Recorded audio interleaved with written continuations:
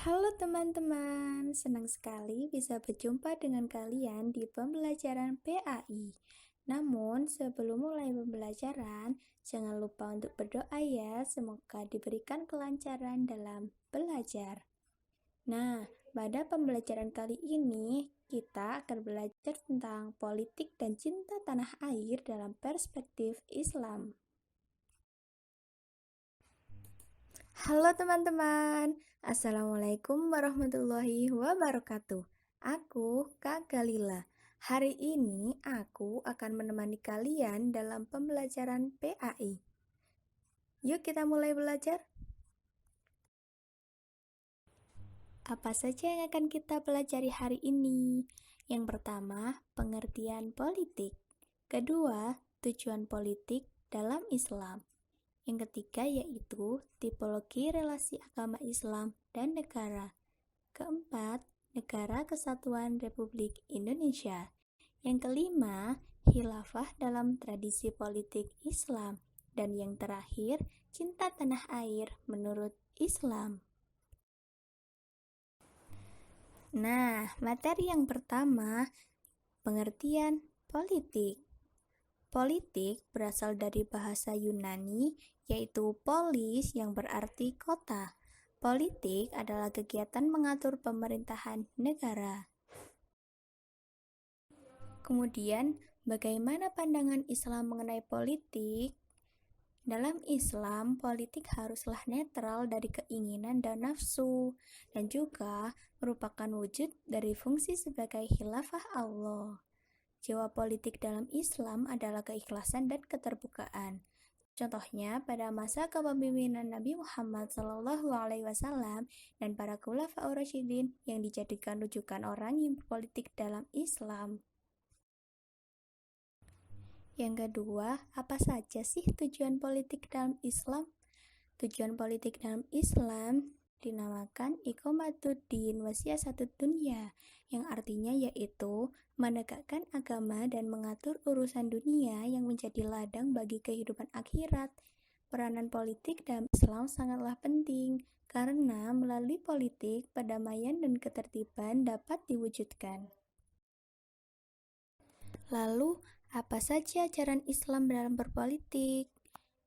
Islam mengajarkan sejumlah prinsip dalam berpolitik agar politik membawa kemaslahatan bagi umat manusia, di antaranya syura atau musyawarah, adil, amanah, musawah atau bersamaan, dan ijma atau kesepakatan. Lalu materi yang ketiga yaitu tipologi relasi agama Islam dan negara. Tipologi relasi agama Islam dan negara ada tiga, yaitu tipologi teodemokrasi, tipologi sekunder, dan tipologi moderat. Kemudian, apa saja yang dimaksud tiga tipologi tersebut? Yang pertama, tipologi teodemokrasi. Tipologi ini menganggap bahwa agama sekaligus negara. Keduanya merupakan entitas yang menyatu.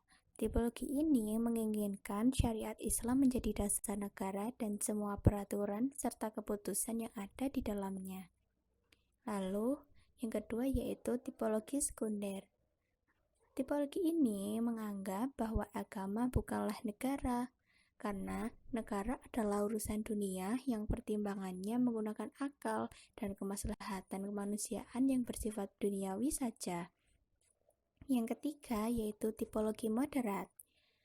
Tipologi ini menganggap bahwa Islam tidak mengatur sistem ketatanegaraan, tetapi terdapat seperangkat tata nilai etika bagi kehidupan bernegara. Negara menjadi instrumen politik untuk menegakkan nilai dan akhlak Islam yang bersifat universal. Kemudian materi yang keempat yaitu Negara Kesatuan Republik Indonesia. NKRI dari sudut pandangan agama adalah sah, karena Presiden Indonesia dipilih langsung oleh rakyat sebagaimana prosedur pengangkatan Ali radhiyallahu an menjadi khalifah.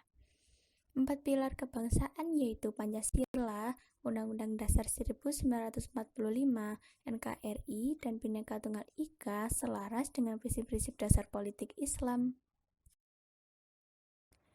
Materi kelima yaitu khilafah dalam tradisi politik Islam. Kata khilafah dalam bahasa Arab berarti penggantian. Khilafah merujuk pada sistem pemerintahan Islam pertama yang didirikan pasca wafatnya Rasulullah Shallallahu Alaihi Wasallam.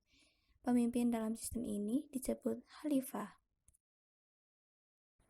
Dan materi yang terakhir yaitu cinta tanah air menurut Islam.